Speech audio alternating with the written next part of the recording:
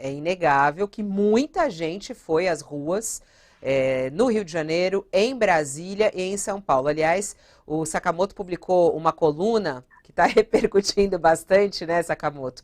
Porque as pessoas não acreditam nesses números que um estudo da USP mostrou sobre o número de pessoas que participaram em Copacabana e na Avenida Paulista. Copacabana, 64.600 pessoas e 32.700 pessoas na Avenida Paulista. Eu não sei se a gente tem as imagens aí, ô Luiz, a gente pode colocar as imagens de Copacabana, as imagens, essa daí é uma das imagens, tem outra quando ele está no carro de som e mostra bem a quantidade de pessoas ali, as ruas paralelas, todas lotadas, e também na Avenida Paulista. Eu queria que você explicasse para a gente, Sakamoto, esses dados que você divulgou na sua coluna, que foram feitos por dois professores da USP, né? Fabiola, na verdade não duas professoras, foi uma equipe de pesquisadores, uma equipe grande de pesquisadores que fazem parte do Monitor do Debate Político no Meio Digital, que é ligado ao curso de Políticas Públicas da Universidade de São Paulo, né? Coordenado pelos professores Pablo Hortelado, que você conhece bem, né? Que já deu entrevistas várias vezes aqui no All News, e Márcio Moreto.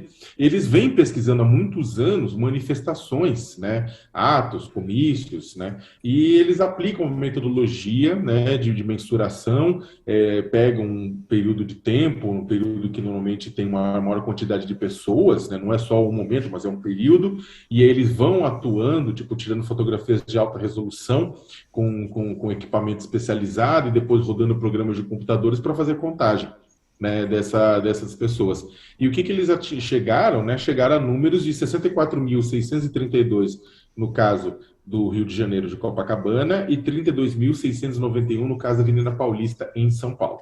Aí você tem um ponto que é o seguinte, o Pablo Hortelado diz que esses números são grandes, eles não são números pequenos, né? E as pessoas normalmente acham que é pequeno porque outras manifestações haviam sido superestimadas em tamanho. E aí, quando alguém dá um número real, as pessoas falam, que absurdo, que menor, etc e tal. Só que o que acontece? Isso bate de frente com um pouco com o discurso do bolsonarismo. Bolsonaro organizou também esses três mega comícios eleitorais em São Paulo, Brasília e Rio, para gerar três fotos, para gerar três imagens, né, de multidões e poder circular isso na internet e mostrar que ele não está só e que tem apoio. Tirar uma foto que pareça que tem muita gente é fácil. Essas pessoas é relativamente simples. Você pode, inclusive, dependendo do ângulo, né, você pode mostrar que tem muita gente. Tinha muita gente no Rio, em São Paulo, em Brasília. Só que a questão é que não tinha tanto quanto os bolsonaristas estão falando. Os bolsonaristas estão defendendo nas redes sociais que em São Paulo, na Avenida Paulista, tinha 1,5 milhão de pessoas.